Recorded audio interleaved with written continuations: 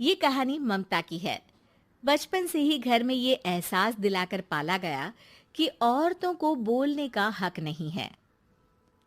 अरे ममता, जरा जल्दी जल्दी हाथ चलाओ। रोज ऑफिस में देर पहुंचता हूँ तुम्हारे कारण। लेकिन आपका सारा खाना पैक और तैयार भी है। अरे जबान जितनी चलाती हो उतना अगर हाथ चलाती ना तो शायद घर को अच्छे से मैनेज कर पाती। क्या मतलब है? क्या नहीं मिला आपको? मोजे मोजे कौन देगा? ममता भागकर पति को मोजे देती है। वो हर किसी का ख्याल रखती, लेकिन उसके घर में रोज का रोना लगा रहता। अरे माँ, आज स्कूल में टीचर ने मुझे फीस के लिए डांटा। माँ, मुझे अच्छा नहीं लगता कि स्कूल में फीस के पैसों के लिए मुझे कोई भी बात सुनाए। अरे पर बेटा, ये तो पापा करते हैं ना, सारा ऑनलाइन। उनको तो इसकी जानकारी भी नहीं है। हाँ हाँ, बना लो बच्चों के सामने मुझे बुरा। अरे करता तो मैं ही हूँ, माना, लेकिन मुझे कोई सपना थोड़ी ना आएगा कि बच्चों की फीस जमा करनी है। अरे बताओगी तो तुम ही ना। ममता की अब ये आदत में शुमार हो चुका था। वो हमेशा हर बात के लिए खुद को ही दोषी मानती। एक दिन वो पड़ोस की दोस्त से कहती है, समझ नहीं आता यार, मैं इतनी डम कैसे हो सकती हूँ। बात तो सही भी है ना। अब पति बेचारा नौकरी करे, पैसे कमाए, या फिर ये देखे कि बच्चों की फीस का वक्त है। क्या करूँ यार। पता नहीं, मेरे पति तो सारा काम खुद ही करते हैं।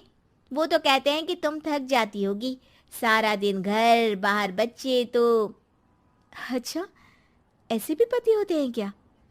अरे क्या बात कर रही है? भाई साहब कभी तुझे किसी बात के लिए सुनाते नहीं? किसने कहा नहीं सुनाते? अरे ये पति चीज ही ऐसी होती है कि बिना पत्नी को सुनाए उन्हें चैन की नींद कहाँ आती है। तो तू भी परेशान रहती होगी कि कैसे, क्या, कब भूल गई। अरे वो तो मुझे बस इस बात के लिए ताना देते हैं कि मैं वक्त पर खाना क्यों नहीं खाती या पार्लर जाकर अपनी साज सज्जा क्यों नहीं करवाती। पड़ोसन बोल ही रही होती है कि ममता के बेटे की आवाज आती है। अरे माँ, क्या हो गया? लग नहीं रहा कि आज आप मुझे पानी भी देगी। अरे कब से खाने के लिए वेट कर रहा हूँ। अरे यार, मैं चलती हूँ, बेटा खाने के लिए वेट कर रहा है, मैंने उसे खाना भी नहीं दिया। अरे 12वीं में पहुंच चुका है तुम्हारा बेटा, उसे बोलो खुद पानी लिया करे। मैंने तो अपने बच्चों को काम करना सिखाया है। अरे यार, खुद की भी तो कोई लाइफ है। माना जब नहीं कर सकते थे तो किया, लेकिन अब इतने बड़े बच्चों की हर बात मानेंगे तो मुश्किल तो अपने को ही होगी। ममता को पड़ोसन की बात में दम तो लगता है, लेकिन करे क्या, आदत भी तो खुद ही ने डाली थी। ममता घर जाती है कि तभी बेटी आ जाती है। माँ, परसों मुझे एक शादी में जाना है। तेरी वो जो लाल वाली साड़ी है ना, उसे दे देना। मैं आज जाकर टेलर को दे दूंगी, वो उस साड़ी से सूट बना देगा। अरे नहीं नहीं तारा, वो मेरी माँ ने मुझे दी थी और उस साड़ी से मेरी काफ़ी भावनाएं जुड़ी हैं। तुमको ना मैं दूसरी साड़ी दे दूंगी। ओके, कोई बात नहीं, लेकिन आज दे ही देना पक्का। तारा माँ की साड़ी से सूट बनवाकर पार्टी में जाती है, लेकिन जब वो पार्टी से लौटती है, क्या है, मैं तो समझ ही नहीं पा रही हूँ। अरे जब वो साड़ी मांगी थी तो ये छल्ली सी साड़ी क्यों दे दी? मैं ही पागल थी जो इस साड़ी का सूट बनवा लिया मैंने। माँ, जानती भी हो कि कॉलेज में मेरी कितनी हंसी उड़ी। तभी वहां ममता का पति सुनील आ जाता है। अरे गवार औरत, जब बेटी साड़ी मांग रही थी तो दे देती ना। अरे पापा, इनके तो इमोशंस जुड़े थे उस साड़ी से। ममता इतने सब के बाद भी कुछ नहीं बोलती। मेरी बेटी की बेइज्जती हो गई, मैं बिल्कुल बर्दाश्त नहीं कर सकता ये। मैं नहीं चाहता कि मेरी बेटी से कोई भी ज्यादा सुंदर लगे पूरे कॉलेज में। जी, वो पढ़ने में तारा बिल्कुल अच्छी नहीं है, उसकी पढ़ाई पर आप ध्यान दीजिए ना। अच्छा, अब तुम मुझे बताओगी कि मुझे किस पर ध्यान देना और किस पर नहीं। रमेश जैसा ही ये वाक्य पूरा करता है, ममता की बेटी और पति उस पर जोर जोर से हंसते हैं। अरे ठीक है ना, पता ही नहीं चला कि कैसे वक्त इतना बीत गया। अरे कैसे पता चलेगा माँ, हम लोगों के पीछे जो तू बैताल की तरह चिपकी रहती थी, तुझे कैसे वक्त का पता चलता। ममता को पहले सास ससुर, फिर पति और बच्चों की तरफ से इस तरीके की बातें सुनकर उसका मन बहुत दुखी रहता था। एक दिन, सुनो ना, बहुत दिनों से कमर के नीचे बहुत दर्द रहता है। कल मैंने देखा तो एक फोड़ा था।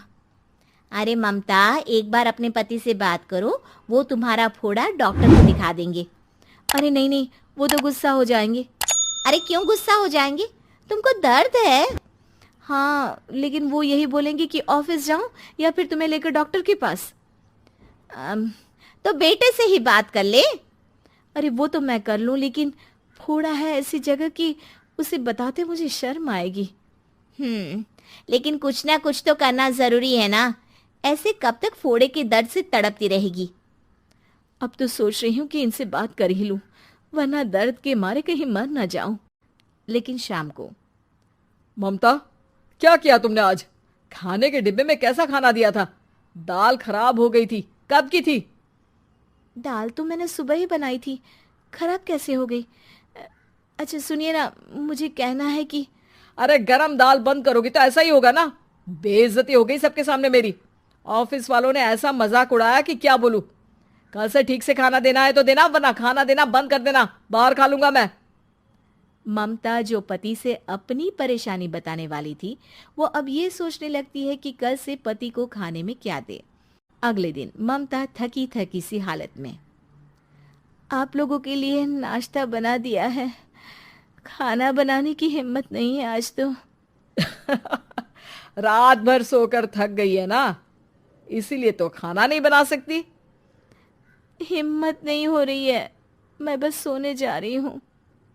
बस मैडम को सोने का बोल दो, फिर देखो कैसे सोती रहती है। माँ, फिर वही पराठा सब्जी। अरे हमारे साथ के दोस्त एक से बढ़कर एक नाश्ता खाना लेकर आते हैं, आप तो बस। सभी घर से निकल जाते हैं, लेकिन जब शाम को बेटा घर आता है तो घर में अंधेरा रहता है। बेटा लाइट जलाता है।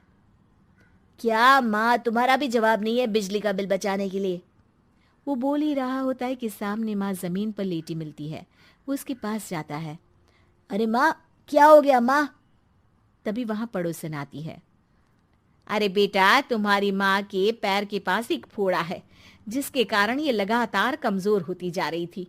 मैंने उसे पहले ही कहा था कि घर में बता दो, लेकिन तुम्हारी माँ किसी को तंग करना नहीं चाहती थी। तभी वहां डॉक्टर आ जाता है। अरे इनके ऑर्गन में दिक्कत है, कोई बात है जो इनके मन में खटक रही है। अरे नहीं नहीं, इसके मन में कोई बात नहीं है। कोई काम है नहीं ना इसके पास, सारा दिन बस घर में ही रहती है। देखिए, मैं तो ये नहीं जानता, लेकिन हाँ, इनके मन में हमेशा कोई बात रह जाती होगी, इसलिए उनकी ये हालत है। अगर आप समय से नहीं ले आते तो हो सकता था कि। अरे नहीं नहीं डॉक्टर साहब, हम पूरी कोशिश करेंगे कि वो ठीक हो जाए। हम लोगों ने अपनी ही परेशानी माँ के सामने रखी, लेकिन किसी ने माँ की दिक्कत को जानने की कोशिश तक नहीं की। हाँ, मैंने भी ममता को हमेशा घरेलू जरूरत से ज्यादा काम का नहीं सोचा था। ममता को होश आता है और वो खुद को अपने बेडरूम में देखती है। वो उठने की कोशिश करती है कि माँ, अब आप नहीं उठेंगी। हम लोग है ना, हम लोग आपको पूरी तरह से खुश रखने की कोशिश करेंगे।